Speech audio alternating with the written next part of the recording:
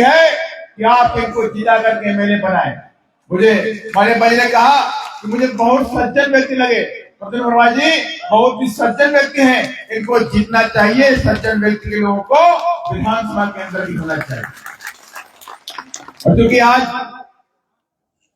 आखिरी दिन चुनाव का था और तमाम बीच में त्योहार भी पड़ गए, समय मान्या बहन जी को कम मिला और इसकी वजह से मान्या बहन जी शिवपुरी नहीं आ पाई और छतरपुर में नहीं आ पाई, कई और जिले बालाघाट में भी प्रोग्राम नहीं हो पाया।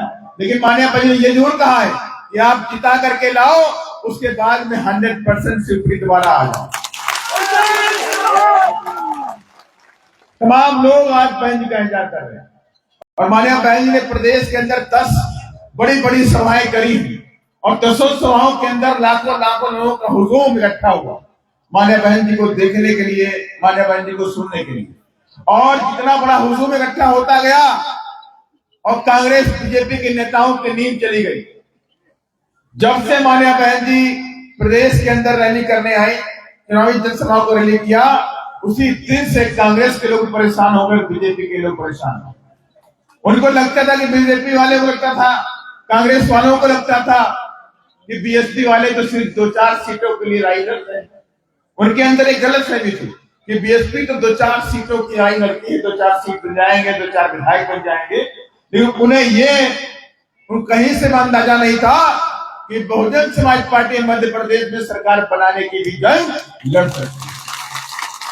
और आज आप सबके आशीर्वाद से दावे के साथ में कहता हूं, तमाम मीडिया के लोग भी ये बात बोलते हैं, राजनीतिक विश्लेषक भी बात ये बोलते हैं कि बहुजन समाज पार्टी इस बार तो करिश्मा मध्य प्रदेश में करने जा रही है और बिना बीएसपी के कोई सरकार अब यहां बनती हुई नजर नहीं आ रही। ये 100% से होगा। चाहे आप देखिए किसी भी जिले में जाए, वहां बीएसपी को लोग मानने वाले, बीएसपी को जानने वाले, बीएसपी के बारे में बात करते हैं। कांग्रेस के बारे में बात नहीं हो रही, बीजेपी के बारे में बात नहीं हो रही, क्योंकि बीजेपी का 17 साल का आपने काम देखा और 17 साल में आपको क्या मिला। और आज बीजेपी के हालात क्या है? पहले एक मुख्यमंत्री हुआ करते थे शिवराज सिंह जी, लेकिन 2023 में 10 से 12 मुख्यमंत्री हो गए कि नहीं हो गए? अपने सांसदों को उतार करके मुख्यमंत्री और मंत्रियों को, बड़े बड़े मंत्रियों को ला करके विधानसभा के चुनाव में लड़ा दिया। उनकी हालत तो पतली हो गई और ये श्योर हो गया और इसीलिए अब वो शिवराज जी को कहते हैं कि भाई इनको हटाओ, 10 से 12 मुख्यमंत्री और लेके आ जाओ। अब 10-12 मुख्यमंत्री बनाने की बात करते हैं। कहीं मुरैना वाले कहते हैं मैं मुख्यमंत्री बनूंगा, भिंड वाले कहते हैं मैं मुख्यमंत्री बनूंगा, दतिया वाले बोलते हैं मैं मुख्यमंत्री बनूंगा, सतना से कोई बोलता मैं मुख्यमंत्री बनूंगा, दमोह का कोई विधायक करता है तो मैं मुख्यमंत्री बनूंगा। आखिर सच्चाई क्या है? ये सच्चाई तो ये हो गई, ये शिवराज जी को हटाने वाले। ये कंफर्म हो गया नहीं हो गया? क्योंकि शिवराज जी का मुख्यमंत्री के नाम में कहीं नाम मिल गया है कि शिवराज जी अगले मुख्यमंत्री होंगे। लेकिन मैं उसके बाद भी शिवराज जी से मैं कहना चाहता हूं कि 17 साल आप मुख्यमंत्री रहे, आपने कहा कि 52% की आबादी ओबीसी की यहाँ पर मध्य प्रदेश के अंदर है कि नहीं है? 52% की आबादी है कि नहीं है? जब 52% की आबादी ओबीसी की है तो 27% रिजर्वेशन भी आप नहीं दे पाए। आपने क्या भला किया समाज का? ओबीसी के होने के नाते आपने क्या भला किया? आपको 27% रिजर्वेशन भी नहीं दे पाए। और रही तो बात पंचायत चुनाव का हालत देखिए, पंचायत चुनाव में कहते 27% रिजर्वेशन आपको मिल रहा है, बाद में कोर्ट में जाके उसको खत्म कर दिया। कोर्ट में खत्म हो गया, मिला कितना? 6% रिजर्वेशन मिला कि नहीं मिला? 6%। हकदार है 27% के, मिलता कितना है? 6%। इसलिए मैं आप सबसे कहना चाहता हूं, लेकिन बीएसपी इन सब बातों पर विश्वास नहीं रखती। बहुजन समाज पार्टी इस देश के अंदर बाबा साहब के बनाए संविधान पर चलती है और बाबा साहब के संविधान में साफ साफ लिखा, आर्टिकल 340 में बाबा साहब संविधान में लिख कर गए, इस देश के अंदर आने वाली सरकारें ओबीसी की, एससी एसटी के लोगों की जनगणना करवाएंगी और उनके अंदर कितना सामाजिक और आर्थिक और शैक्षणिक बैकवर्डनेस है, पिछड़ापन है, उसके आधार, उनकी जनसंख्या के आधार पर को रिजर्वेशन देने का काम करेंगे। बाबा साहब डॉक्टर अम्बेडकर संविधान में आर्टिकल 340 में लिख कर गए और उसके बाद बाबा साहब ने तमाम प्रयास किए लेकिन उसके बाद लंबे अरसे तक कांग्रेस राज की, लेकिन कांग्रेस ने ओबीसी के लोगों को रिजर्वेशन 27% नहीं दिया, मंडल कमीशन की सिफारिशों को लागू होने नहीं दिया।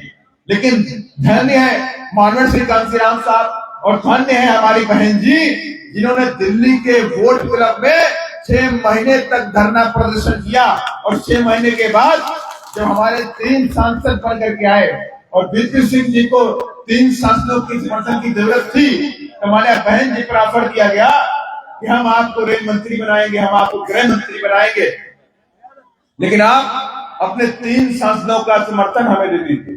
तो हमारे बहन जी मानव श्री कांसीराम साहब ने कहा कि हमें आपके रेल मंत्रालय की जरूरत नहीं है, हमें किसी तरह के प्रलोभन की भी जरूरत नहीं, हमें गृह मंत्रालय की भी जरूरत नहीं है, लेकिन मेरी शर्त है, मेरी 2 शर्तें, अगर आप 2 शर्तें मान लोगे, हम बहुजन समाज पार्टी के 3 सांसदों का समर्थन आपको देने का काम करें।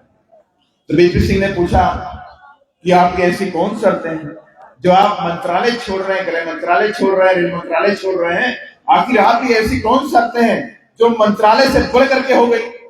तो माननीय बहन ने कहा कि मेरी 2 शर्तें हैं। पहली शर्त, मंडल कमीशन की सिफारिशों को लागू करोगे और ओबीसी के बच्चों को 27% रिजर्वेशन शिक्षा और नौकरियों में देने का काम करें।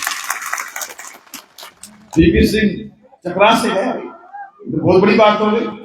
वीपी सिंह को सरकार बचानी थी, वीपी सिंह ने उस बात को हाँ भर दी। कहा दूसरी शर्त कौन सी? कहा दूसरी मेरी शर्त है कि बाबा साहब डॉक्टर अम्बेडकर ने संविधान लिखा और संविधान की बदौलत पूरा देश चलता है, संविधान की बदौलत प्रधानमंत्री चलते हैं, संविधान की बदौलत सुप्रीम कोर्ट से लेकर हाई कोर्ट चलता है। जो संविधान जो लिखने वाले जो व्यक्ति थे, उन्होंने जीवन भर कष्ट रह करके इस देश के हित में काम किया। तो मैं चाहती हूँ कि बाबा साहब डॉक्टर अम्बेडकर को भारत रत्न मिलना चाहिए। ये 2 शर्तें मेरी हैं और ये दोनों शर्तें वीपी सिंह ने मान ली और इस बाबा साहब डॉक्टर अम्बेडकर को भारत रत्न भी दिया और ओबीसी के लोगों को मंडल कमीशन की सिफारिशों को लागू करके 27% रिजर्वेशन भी देने का काम किया।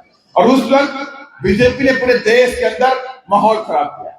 मंडल कमीशन की सिफारिशों के खिलाफ में उन लोगों ने धरना प्रदर्शन किया, मंडल कमंडल की बातें करी और इसका विरोध किया, लेकिन उनके विरोध से कुछ नहीं होने वाला। लेकिन एक बार जब चीजें लागू हो जाती हैं, संविधान में लिखी बातें लागू हो जाती हैं, तो उसे कोई काट नहीं सकता, कोई काट नहीं सकता। इसीलिए मैं आप सबसे कहना चाहता हूं, अगर ओबीसी की सच्ची में कोई हितैषी पार्टी है तो आपकी बहुजन समाज पार्टी है। और आज मैं आपसे कह के भी जा रहा हूं, और आज आपसे मैं कह के भी जा रहा हूं कि अगर आप सब लोगों ने अपना पूरा आशीर्वाद 17 तारीख को दे दिया और अपना सारा वोट बीएसपी के चुनाव चिन्ह हाथी का बटन दबा दिया, तो बीएसपी के हाथों में जिस दिन सत्ता आएगी उसी दिन आपका 27% ओबीसी का रिजर्वेशन प्रदेश में लागू होगा, उसी दिन लागू कर देंगे। और यही नहीं, हम तो हिस्सेदारी की बात करते हैं, भागीदारी की भी बात करते हैं। माननीय श्री कांसीराम साहब ने नारा दिया था, जिसकी जितनी संख्या बारी उसकी उतनी भागीदारी या हिस्सेदारी। कहा कि नहीं कहा?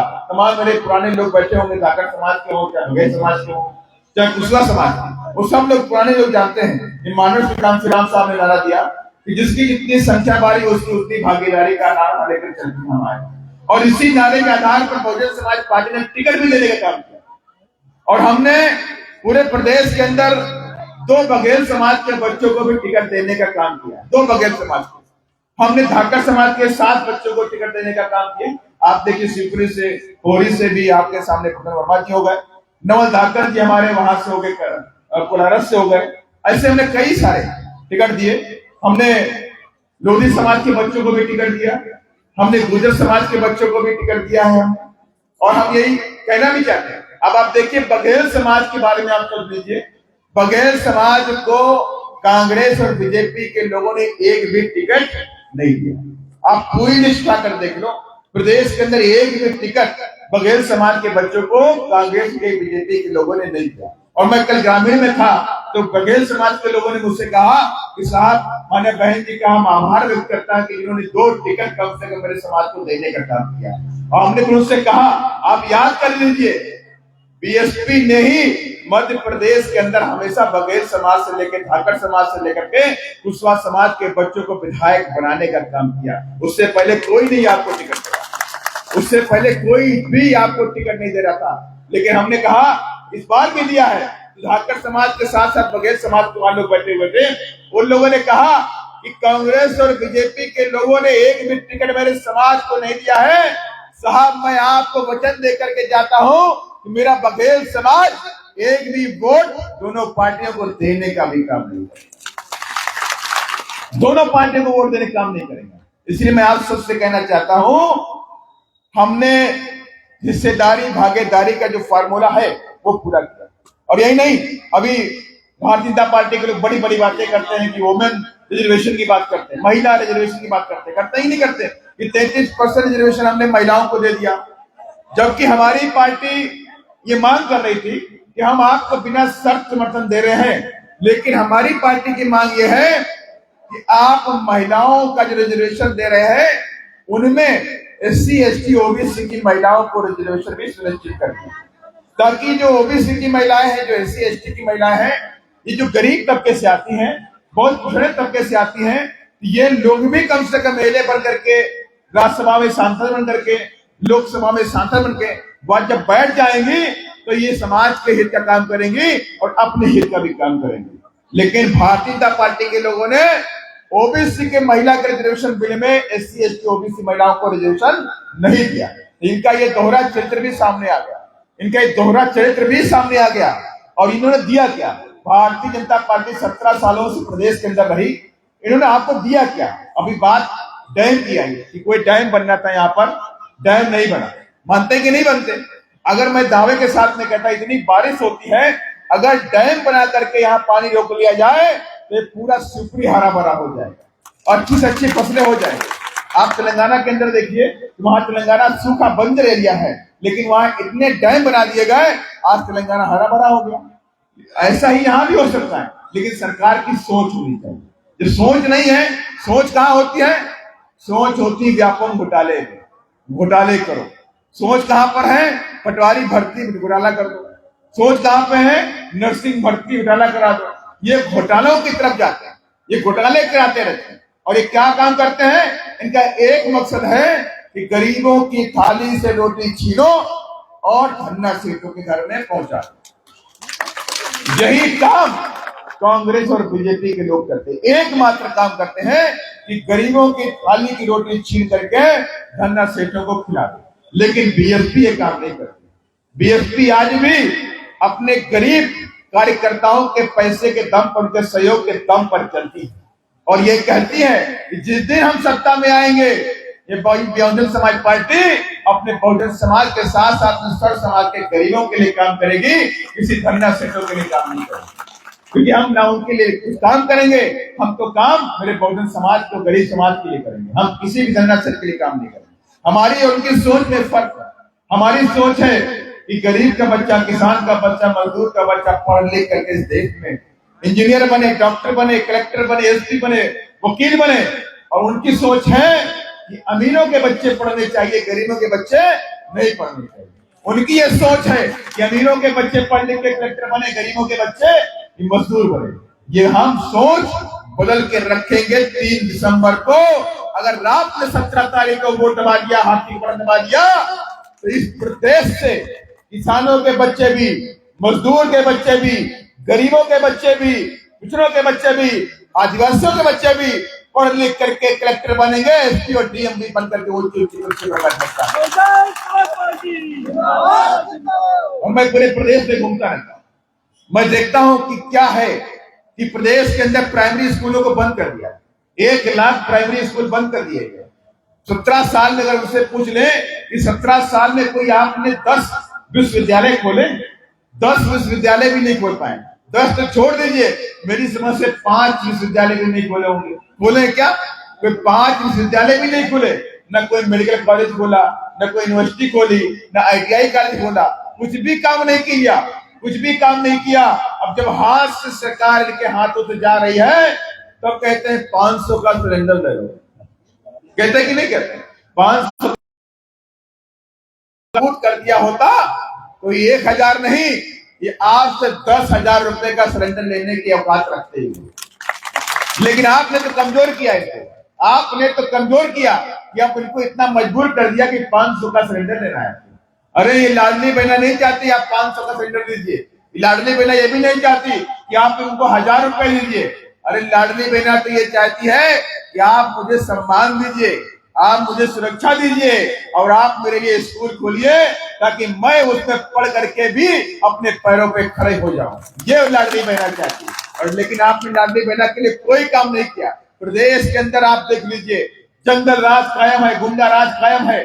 आप सागर में जाइए, खुरई के अंदर एक बच्ची के साथ में दुर्व्यवहार होता, 2018 की घटना है ये, और 18 में घटना में उस बच्ची ने दिलेरी दिखाई, मुकदमा करा दिया। और उसके बाद 2023 में वही गुंडे मवाली उसके घर पहुंचते हैं, कहते हैं मुकदमा वापस दे दो। बच्ची कहती मैं वापस नहीं लूंगी, मुकदमा में वापस नहीं लूंगी। तो क्या होता है, वो गुंडों मवालियों ने उसके भाई को पीट पीट के मार डाला, उसके भाई को पीट पीट के मार डाला। उसकी मां को नग्न अवस्था में पूरे गांव में घुमाया, पूरे घर को ढहा दिया गया। ये घटनाएं घटी इसी प्रदेश के अंदर और सरकार सोती रही। यही नहीं, आपने दमोह के अंदर भी देखा, पिछले बार होली की घटना मेरी समझ से, दमोह के अंदर घमंडी अहिरवार के पूरे परिवार को गोलियों से भून दिया गया। इसी प्रदेश की घटना है, मैं कहीं बाहर के नहीं बता रहा, राजस्थान के नहीं बता रहा। मैं उस आपसे कहना चाहता हूं, जो जंगल राज कायम है, गुंडा राज कायम है, मैं दावे के साथ में कहता हूं, अगर आपने 3 दिसंबर को बहुमत दिला दिया, ये गुंडे मवाली प्रदेश छोड़ के उसी 24 घंटे के अंदर भाग गए। एक भी गुंडा मवाली आपको दिखाई नहीं पड़ेगा। और मैं ऐसे बात नहीं कर रहा हूं, यहाँ पे किशोर कुमार पगला जी बैठे हुए, किशोर कुमार पगला जी माननीय बहन जी की सरकार में मंत्री रहे हैं, एक कुशवाहा समाज से बिलोंग करते हैं, एक कुशवाहा समाज से बिलोंग करते हैं, और ये जानते हैं कि माननीय बहन जी का शासन कैसा था। अच्छे अच्छे गुंडे मवाली प्रदेश छोड़ करके भाग गए, कहीं गुंडा दिखाई नहीं पड़ता था, प्रदेश में भय नहीं था। एक किसान हो, गरीब हो, कलेक्टर ऑफिस में जाए, एसपी ऑफिस में जाए, कहीं भी ऑफिस में जाए तो उसको मान सम्मान के साथ उस गरीब आदमी से बात करनी पड़ती थी और पूछना पड़ता था कि आप किस काम से ऑफिस में आए। 3 बार का अल्टीमेटम दिया। बहन जी ने कहा अगर तुम्हारे ऑफिस के अंदर 3 बार कोई गरीब आदमी आता है और तीनों बार में आपने उसका काम नहीं किया तो चौथी बार में आपको सस्पेंड मैं कर दूं। और जब माननीय बहन जी समीक्षा करती थी, जब हेलीकॉप्टर लेके निकलती थी, जिस शहर के ऊपर से हेलीकॉप्टर निकलता था तो डिप्टी एसपी कलेक्टरों के सांस रुक जाती थी। उनकी बीवियां हनुमान चालीसा पढ़ती थी कि आज मेरे पति को बचा लेना, आज बहन जी आने वाली है, आज बहन जी आने वाली है। ये चेक करने के लिए काम कि इस प्रदेश के अंदर गुंडा तो नहीं है, कि इस प्रदेश के अंदर मैंने जो काम तुमको दिया तुमने काम किया कि नहीं किया। अच्छे अच्छे अधिकारियों को पसीना आता था, लोग डरते थे, खौफ था माननीय बहन जी का। गुंडे मवाली प्रदेश के 10 किलोमीटर की रेंज में दूसरे प्रदेश में दिखाई नहीं पड़ते थे। इसलिए मैं कहना चाहता हूं कि इस बार आपके पास अवसर है। इस बार माननीय बहन जी ने कहा कि इस बार बहुजन समाज पार्टी सरकार बनाने की सत्ता की जंग लड़ रही है और सत्ता बनाने की ओर हम बढ़ चुके हैं। और मैं दावे के साथ में कहता हूं, सत्ता हम बना करके रहेंगे। कांग्रेस के लोग आपको बदलाएंगे। अभी प्रधानमंत्री जी बोल रहे थे, विरोधी पार्टी वाले पैसे वाले लोग हैं, बहुत पैसे वाले लोग हैं, वो तो उनके पास बड़ा पैसा आ गया, बड़ा था पैसा। एक तो मंत्रियों की तो ऑडियो भी वायरल हो गई, सुनी नहीं सुनी आप लोगों ने? एक तो मंत्रियों की ऑडियो भाई मैंने देखा नहीं, मैं सुना हूं आप लोगों से। ऑडियो वायरल हो गई, उसमें 2-3 नहीं, कोई कहता 500 करोड़ रुपया, कोई कहता 10,000 करोड़ रुपए की हो गई। अरे बाबा, ये प्रदेश मध्य प्रदेश है। इस बार उसने ठान लिया है कि बाबा साहब का संविधान लागू करके रहेंगे और गुंडे मवालियों और भ्रष्टाचारियों को प्रदेश से बाहर करके भी रहेंगे। ये ठान लिया है प्रदेश की जनता ने। और ऐसे नहीं, आज जो आप हजारों हजार की संख्या में जो बड़ी संख्या में इकट्ठा हुए हैं, इस बात का संकेत है कि बीएसपी आने वाली है। अब बीएसपी रुकने वाली नहीं है। इसलिए मैं आप सबसे कहना चाहता हूं, कांग्रेस के लोग क्या कहेंगे लास्ट में, दलित समाज के यहाँ पहुंचा जाएंगे, अपने अपने एजेंट भेज देंगे, बोलेंगे भाई कांग्रेस को वोट, बीजेपी को रोकना है तो कांग्रेस को वोट कर दो। दलित समाज में जाते हैं वो लोग, जाते ही नहीं आते। बीएसपी तो वहां नहीं रही है, आप अपना वोट कांग्रेस को कर दो। और बोलेंगे, कांग्रेस के बोलेगी हम संविधान बचाएंगे। बोलते कि नहीं बोलते? कांग्रेस के राहुल जी बोलते हम संविधान बचाएंगे। अरे भाई, आप अपनी सरकार नहीं बचा पाए, आपके मंत्री भाग गए, 24 विधायक भाग गए, तो आप बड़े संविधान को क्या बचाओगे?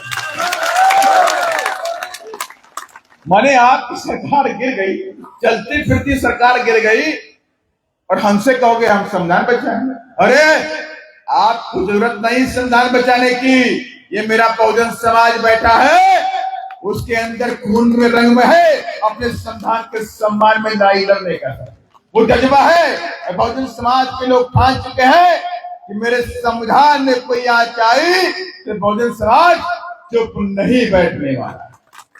मानते कि नहीं मानते? इसी संविधान ने सब कुछ दिया। इसी संविधान के अंदर आज ये ताकत है कि राम की गौतम भी सांसद बन के वहां बैठा होगा। ये संविधान की देन, ये देन बहन जी की बीएसपी की है, ये देन संविधान की है कि ओबीसी का बच्चा भी कलेक्टर बन करके ऊंची कुर्सी बैठता है। इस संविधान की देन है कि बघेल हो, धाकड़ हो, चौहान हो, गुजर हो, पटेल हो, उनका बच्चा भी कलेक्टर बन के ऊंची ऊंची कुर्सी बैठता है। ये दान संविधान के साथ। इसलिए संविधान की रक्षा हम करेंगे। आप फिक्र ना करो कांग्रेस के लोगों, इस संविधान की रक्षा हम करना जानते हैं और हम करेंगे भी। इसलिए इनके चक्कर में आपको नहीं पड़ना है। मेरी माताएं बहनें मेरी काफी संख्या में बैठी हुई हैं। आपका एकमात्र काम है, माननीय बहन जी ने संदेशा भेजा है, कि सबसे पहला एक काम करना है। त्योहार, होली, दिवाली तो होते रहेंगे और हमेशा होते रहेंगे, लेकिन वोट 5 साल में एक बार आता है कि नहीं आता है? 5 साल में एक बार आता है। इस बार आपको एक काम करना है, सुबह उठ करके तुरंत तैयार होकर के बूथ पर जाना है और 7 बजे से लेके 8 बजे अपना वोट डाल देना। के साथ में कहता हूं, बीएसपी को कोई रोक नहीं पाएगा। वो चाहे जितना पैसा बांट ले, वो सोचते में पैसा बांट करके, शराब बांट करके, धोती बांट करके, पायल बांट करके वोट ले लेंगे। मेरी समझ से यहाँ पर बैठे हुए लोग बाबा साहब को मानने वाले लोग हैं। ये इस बार बिकने वाले नहीं, आपको इस बार जवाब देने के लिए बैठे हुए हैं। और इन लोगों ने ठान लिया है कि इस बार बीएसपी की सरकार हम बना करके रहेंगे। इसके लिए काम हमारे कार्यकर्ता कर रहे हैं, हमारे लोग कर रहे हैं, रात दिन काम कर रहे हैं। और इसके लिए हमने प्रयास तमाम तरीके किए हैं। हमने सर्व समाज के लोगों को भी टिकट दिए, सर्व समाज में क्षत्रिय समाज को भी हमने टिकट दिए, हमने ब्राह्मण समाज को भी टिकट दिए, धाकड़ समाज को भी टिकट दिए, हमने लोधी समाज को भी टिकट दिया, गुजर समाज को भी टिकट दिया, हमने पटेल समाज को भी टिकट दिया, हमने पनवारी समाज होता है उनको भी टिकट मैंने दिया। और यही नहीं, हमने तमाम टिकट आदिवासी समाज को भी देने का काम किया। और आपके जिले में भी मैंने संत सिंह आदिवासी जी को टिकट हमने देने का काम किया। पिछोर तो आप में आता, पिछोर से हमने संत सिंह आदिवासी जो सहारिया समाज से बिलोंग करते हैं उनको भी टिकट दिया है। अभी मैं 3-4 दिन पहले उस चर्च में गया था और चर्च में जाके देख के दंग रह गया। एक तो शहर से बहुत दूर और वहां पर एक भी स्कूल नहीं, एक भी अस्पताल नहीं, कैसे आदिवासी समाज के लोग रहते हो। इसीलिए इस बार आप सब लोग जो उत्तर प्रदेश में माननीय बहन ने काम किए हैं, वो सारे काम मध्य प्रदेश के अंदर भी होंगे, लेकिन आपको बीएसपी की सरकार बनानी पड़ेगी। आपको यहाँ से कुटुंब वर्मा जी को भारी मतों से जिता करके भेजना पड़ेगा। जब आप इनको 20-25 हजार वोट जिताएंगे तब तो बात बनेगी। अगर आप इनको सोचिए कि 100-200 वोट से जिताएंगे तो बात नहीं बनेगी। बहुत राजनीति गंदी होती है। क्यों क्या करते हैं वो लोग, मानते कि नहीं मानते? बोले कौन सा मशीन में खड़का घुमा रहे हैं वो लोग। हो सकता है भाई 100-200 वोट हैं, मशीन घुमा दिया, कहा 200 वोट कम हो गए आपके। इसलिए 100-200 के चक्कर में नहीं पड़ना है, 20 से 25 हजार वोटों से जिता करके लाना। 20 से 25 हजार वोटों जिताना है।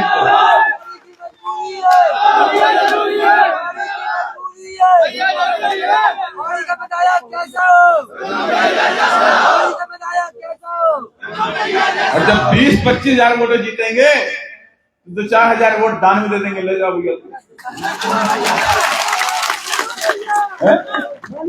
इसलिए उनको दान दे देंगे, लेकिन हमारे पे फर्क नहीं पड़ेगा।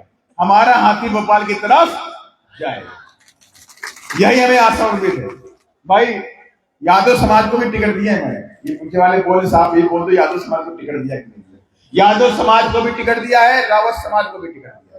यादव में मंगावली भी टिकट दिया, चंदेरी भी टिकट दिया है। यादव समाज को मैंने कई सारे टिकट दिए, रावत समाज को भी टिकट दिया है, मीना समाज से टिकट दिया है, और सेवड़ा भी टिकट, सेवड़ा भी यादव समाज को टिकट दिया। हमने पूरे बहुजन समाज का जो गुलदस्ता है वो रंग बिरंगी सारे फूलों को टिकट इस बार देने का काम, ताकि सारे लोग भाईचारे के साथ में पहुंचे और बहुजन समाज के हितों के लिए काम विधानसभा में करने का काम करें। इसलिए मैं आप सभी लोगों से, क्योंकि मुझे आगे जाना है, ग्वालियर जाना है, 4 बजे की मेरी ट्रेन है, तो मैं अपनी वाणी को यही विराम देता हूं। मैं चाहता हूं कि मेरी माताएं बहनें माने बहन जी के सम्मान में जोरदार नारे लगाने का काम करेंगी, और यहां से आवाज दिल्ली जानी चाहिए, यहां से आवाज भोपाल जानी चाहिए, यहां से आवाज माने बहन जी के कानों में लखनऊ पहुंचनी चाहिए कि आज मेरी बहनों ने पोहरी में मोर्चा संभाल लिया है।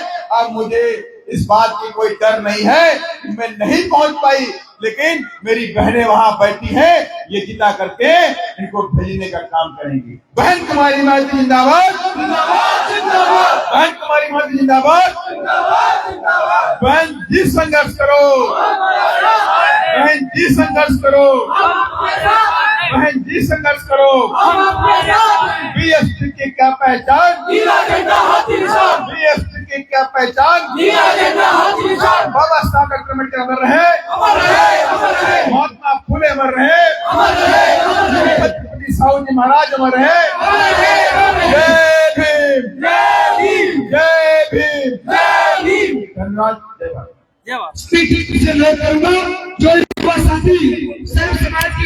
तो इस वक्त आप देख रहे थे बसपा के राज्यसभा सांसद रामजी गौतम द्वारा जो है पोहरी विधानसभा में बसपा के अधिकृत प्रत्याशी प्रद्युमन वर्मा के समर्थन में जो एक विशाल कार्यकर्ता सम्मेलन को संबोधित किया है। सीधी तस्वीर में आपको दिखा रहा हूँ किस प्रकार से एक बड़ा जन सैलाब जो है आज उमड़ा है, और आज ये तस्वीरें स्पष्ट हो गई है कि पोहरी से यदि कोई जीत सकता